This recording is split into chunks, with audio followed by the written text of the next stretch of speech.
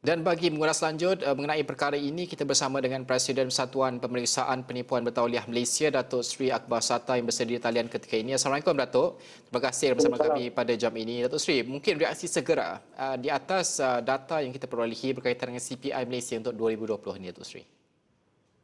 Kita dapati bahawa dalam skor kita jatuh dua poin ya. Dan dari segi ranking kita jatuh berapa 6 nak tangga. Jadi itu merupakan satu kejatuhan yang agak teruk. Cuma kalau dalam perkiraan TI ya, selalunya kalau jika sekiranya skor tu lah, kalau dia tak jatuh ataupun naik lebih daripada 3 tu, dia kata tidak ada significant change lah.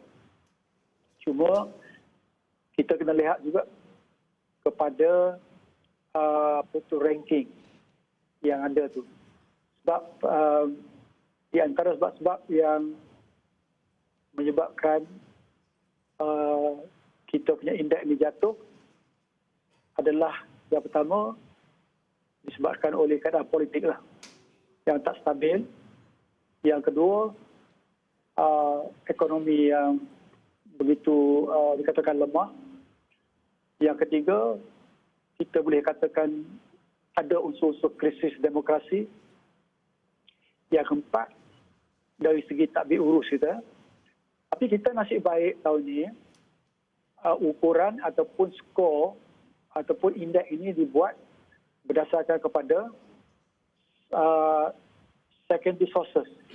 Tahun yang dibuat tahun 2019 dan 2020. Ada lebih kurang 3-4 secondary sources lagi yang belum dikemas kini. Jika sekiranya kita tak memperbaiki isu-isu yang saya nyatakan tadi, seperti memperbetulkan keadaan politik, pastikan bahawa janji-janji manifesto yang dibuat itu ditunaikan,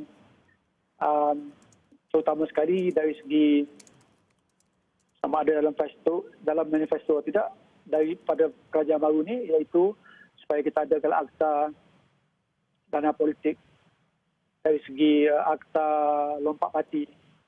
Itu merupakan perkara yang sangat penting sebab dia ada perkiraan dalam CPI.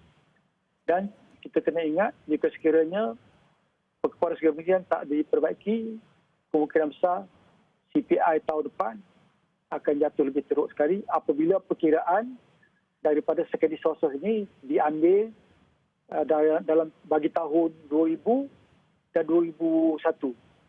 Jadi kita nak berhati-hatilah.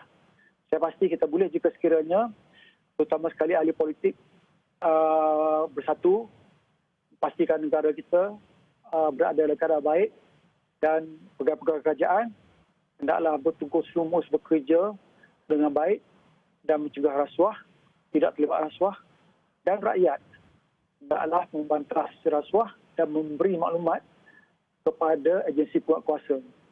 Dan akhir sekali pihak swasta.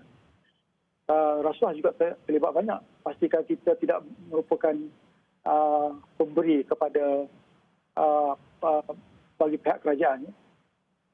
Datuk Seri, bagaimana untuk kita melihat kerana ini menuntut kemahuan politik yang utuh untuk kita menyelesaikan masalah rasuah memberi ataupun menerima, tidak kira daripada sektor mana sekalipun. Dan pada masa yang sama kita melihat mungkin tahun 2021 ini adalah antara peluang untuk kita memperbaiki kedudukan kita. Kita berada di bawah pengisytiharan darurat pada ketika ini. Apa mungkin langkah segera yang boleh dilakukan oleh pihak kerajaan sendiri di bawah darurat pada ketika ini untuk setidaknya memperbaiki beberapa faktor yang Datuk Seri sebutkan tadi yang menjadi punca kepada penurunan indeks ataupun CPI kita ini? Yang pasti kita kena tahu apabila kita ada dalam keadaan darurat dan selalunya peraturan dan juga syarat-syarat terutama dari segi kontrak-kontrak ya, termasuk kontrak besar tu selalunya itu loosen kan. Jadi pastikan juga bahawa apabila kita nak belanja dan juga memberi kontrak besar-besar kepada pihak-pihak tertentu, pastikan kita beri kepada mereka yang benar-benar layak harga yang tepat, harga yang berpatutan, dan juga ia memberi faedah kepada rakyat. Jika sekira perkara sedemikian tidak berlaku, saya berpendapat kita tidak akan dapat memperbaiki kedudukan CPI dan juga kedudukan rasuah. Ia bukan mustahil apabila ahli-ahli politik dan juga pegawai kerajaan serta rakyat semua bergabung bersatu hati untuk mencegah rasuah. Dan rakyat hendaklah menjaga kepikan awak dari segi laporan rasuah ini, sebab kalau kita tak memberi, maka tidak ada rasuah. Itu juga peranan pegawai kerajaan dan ahli politik. Datuk Seri, bagaimana untuk kita melihat Malaysia kini berdepan dengan satu proses untuk pembaikan ekonomi, pemulihan ekonomi sendiri dan juga projek-projek pembangunan pembinaan sebagai contoh adalah antara aspek penting dalam pemulihan ekonomi. Mungkin kita akan melihat banyak projek-projek ini yang memerlukan keputusan segera. Mungkin juga akan melibatkan rundingan secara langsung dalam projek-projek terlibat ini. Bagaimana untuk kita memulihkan keadaan sekiranya dalam masa yang sama kita perlu membuat keputusan yang cepat dalam projek-projek yang terlibat ini? Bukan tak boleh untuk memberi direct nego, tetapi pastikan kita beri kepada syarikat-syarikat wibawa. Kita terpaksa nombor satu, buat thorough due diligence. Lihat kembali apakah syarikat itu mampu untuk menyiapkan projek dan standard kualiti dia itu adalah baik. Dan yang kedua, kita pastikan juga kita jangan meminta apa-apa komision ataupun duit rasuah kerana ia bukan saja boleh meningkatkan harga kontrak itu, bahkan juga kontraktor terpaksa menyediakan sesuatu projek itu dengan tahap yang ataupun kualiti yang rendah. Yang pertama disebabkan mereka telah membeli kita. Yang kedua mungkin separuh ataupun 30% daripada untung itu telah diambil oleh kita. Jadi ini bukan saja merugikan negara, bahkan juga ia merugikan semua kita. Datuk Seri, sudahlah kita melihat ketidakstabilan politik itu berlaku di Malaysia dan kita melihat juga dari sudut ekonomi kita banyak kalah dengan negara jiran kita untuk menarik pelaburan langsung asing FDI dalam konteks ketidakstabilan ekonomi semasa akibat COVID-19 dan ditambah pula dengan angka CPI dan juga kedudukan CPI pada masa ini.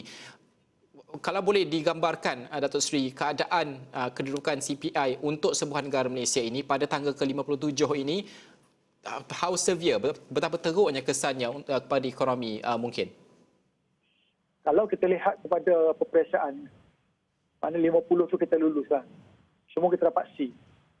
So bayangkan apabila seorang pelajar itu, tahap mereka adalah tahap C, standard mereka adalah standard C, maka sejauh mana kita boleh pergi? Maknanya, kita terpaksa memperbaiki tahap CPI ini supaya kita bukan saja standing dengan negara yang bagus seperti Singapura, Denmark dan sebagainya. Ia boleh dilakukan jika sekiranya kita tidak terlibat dalam kegiatan rasuah. Sebab yang mana kita ketahui kegiatan rasuah ini dikatakan begitu berluasa dan disahkan juga oleh agensi penguatkuasa. Dan juga kita lihat pada tangkapan-tangkapan harian daripada orang-orang yang sebesar kepada pegawai-pegawai kerajaan yang bawahan. Jadi ini merupakan satu korupsi yang sistemik. Jadi sistemik ini akan memberi pada yang buruk pada negara jika sekiranya kita tidak ambil peduli dan juga kita tidak mempunyai iktizam politik yang ikhlas untuk menghapuskan rasuah. Sebab kita kena ingat, dengan rasuah ini maka negara kita akan lemah. Dan yang kedua, sistem-sistem lain akan lemah. Dan bukan itu saja, kita bukan saja tak akan didatangi pelabur, bahkan juga negara kita ini akan dipandang serong.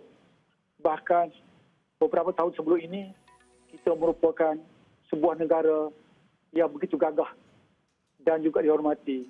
Jadi itu sebabnya saya berpendapat bukan kita tak boleh, tetapi hendaklah kita pastikan kita mengelakkan daripada rasuah dan tidak terlibat dalam kegiatan-kegiatan rasuah yang boleh melemahkan kerajaan dan juga negara.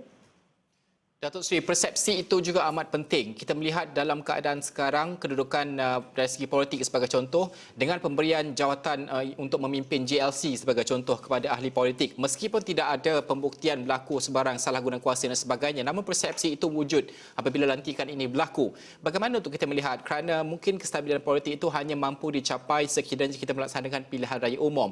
Tetapi kita melihat kepada keadaan semasa ini, dalam keadaan darurat ini, tempoh yang ditetapkan sehingga setidaknya 1 Ogos nanti. Ini sudah memakan hampir ke hujung tahun dah pun. Adakah angka CPI untuk 2021 ini dengan segala faktor ini akan kita saksikan lebih menurun untuk Malaysia? Ini kalau keadaan negara kita macam ni, iaitu tak ada perubahan dari segi kestabilan politik, dari segi kestabilan ekonomi, tak diurus seperti nyatakan tadi, dan juga perebutan kuasa dari segi kita ke arah krisis demokrasi, maka sudah tentu CPI tidak akan bertambah baik. Jadi oleh yang demikian, sekali lagi saya nyatakan bahawa bukan tak boleh diperbaiki, tetapi agak sukar apabila parti-parti politik di kalangan ahli politik bergaduh di antara satu sama lain. Maknanya kebanyakan masa tu dihabiskan dalam pertikah, dalam bergaduh. Tetapi jika sekiranya kita bersatu dan memastikan bahawa keadaan ekonomi teruk, keadaan politik kita teruk, dan kita cari jalan untuk menambahkan lagi dan menggalakkan pelabur luar dan juga mencari jalan strategi-strategi yang baik, bagaimana kita nak membantu syarikat-syarikat yang banyak telah tutup, terutama syarikat-syarikat kecil, syarikat-syarikat bermitra habis tutup. Jadi ini merupakan satu cara yang kita patut fikir, yang mana ini akan memberi impak terbaik kepada apabila pilihan raya diadakan. Jadi oleh demikian, rakyat kini adalah rakyat yang berbijak. Jadi pastikan kita bekerja untuk rakyat, bukan untuk kepentingan sendiri. Datuk Seri, di peringkat swasta juga adalah penting juga. Ini juga menyumbang kepada persepsi indeks rasuah kita. Kalau dahulu kita dengar syarikat swasta ini ada bahagian ataupun jabatan diwujudkan khas, iaitu Jabatan Integriti sebagai contoh, yang memantau segala proses-proses, mungkin proses perolehan, segala bentuk proses yang terlibat. Malah ada juga banyak syarikat kita sebelum ini memperkenalkan no gift policy ataupun polisi tanpa hadiah untuk diberikan kepada pelanggan mereka, klien mereka, kepada sesiapa sekalipun pihak yang berkepentingan dan juga vendor mereka. Bagaimana keadaannya pada masa kini pada pandangan Datuk Seri sendiri? Adakah ini diteruskan ataupun diperkasakan lagi? Saya rasa dengan adanya peruntukan Seksyen 17 di bawah Akta Pencegahan Rasuah, saya berpendapat syarikat-syarikat bukan saja meneruskan jabatan-jabatan integriti itu, bahkan juga mereka telah memperkasakan. Sebab dalam akta yang baru ini, tanggungjawab apabila sesuatu atau seseorang pegawai dalam syarikat kita itu terlibat dalam rasuah, jadi orang yang bertanggungjawab ialah tuan punya syarikat, pengarah, CEO dan sebagainya. Jadi ini merupakan satu peruntukan yang ditakuti oleh syarikat-syarikat. Cuma kita kena ingat, dari segi jenayah kolor putih ini, kebanyakan daripada mereka terlibat dalam rasuah ini adalah orang cerdik. Apa saja undang-undang kita buat, mereka akan cari jalan untuk mengatasi, untuk memastikan bahawa agensi puak kuasa tak dapat kesan. Jadi ini adalah merupakan isu integriti. Maknanya, jika sekiranya kita perbaiki, maknanya kita punya strategi utama adalah hendaklah kita memperbaiki isu-isu integriti yang dialami oleh masyarakat kita ini. Itu sebabnya kegiatan rasuah berluasa, sebab kita sangat-sangat menghadapi kelemahan dari segi masalah integriti. Datuk Seri, saya ada soalan terakhir untuk Datuk Seri. Bagaimana untuk kita melihat mungkin SPRM sendiri lebih memperkasakan urusan ataupun proses mereka mengenal pasti gejala rasuah yang berlaku. Mungkin kes ini bukan kes baharu. Sudah lama berlaku tetapi kali ini baru diketengahkan dan juga dijumpai oleh SPRM. Cukup bukti dan sebagainya. Semakin banyak penahanan dilakukan dan sebagainya. Ini juga sepatutnya dilihat sebagai satu perkembangan positif kerana usaha mengekang gejala rasuah itu dijalankan. Adakah ini juga pada masa yang sama memberikan sumbangan kepada penurunan kadar CPI kita? Saya rasa ada usaha SPRM tu banyak sebab mereka bekerja siang malam sehingga dapat dituduh bukan saja tingkat bawahan sampai ke peringkat paling atas. Itu bukan calang-calang. Tak ada negara, saya rasa jarang ada negara yang kita boleh menuduh seorang bekas Perdana Menteri sebagainya, sebagai contoh ya. Dan yang kedua, kita dapati kita tak boleh dipertanggungjawabkan kepada SPRM saja untuk menghapuskan rasuah negara.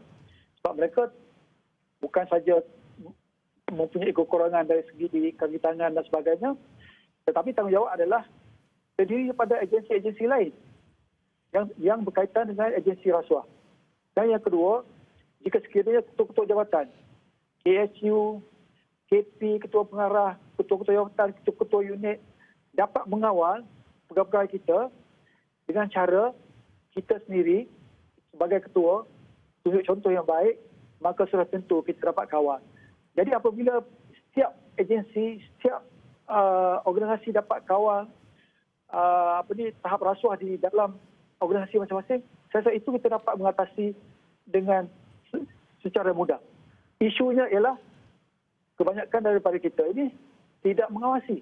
Dan yang kedua, bagaimana kita nak mengawasi jika sekiranya kita sendiri yang dilihat tidak begitu bersih. Jadi untuk memastikan pegawai-pegawai kita mendengar kita dan juga tidak terlibat dalam rasuah, sebab dalam teori kriminologi, crime is learned. Jenayah dipelajari. Jadi kita sendiri hendaklah tunjuk contoh yang baik. We have to be whiter than white. Okey, Datuk Seri, terima kasih kerana berkongsikan mungkin reaksi segera kepada pencapaian ataupun kedudukan CPI Malaysia yang menurun ke tangga 57. Presiden Persatuan Pemeriksaan Penipuan Tauliah Malaysia, Datuk Seri Akbar Sata.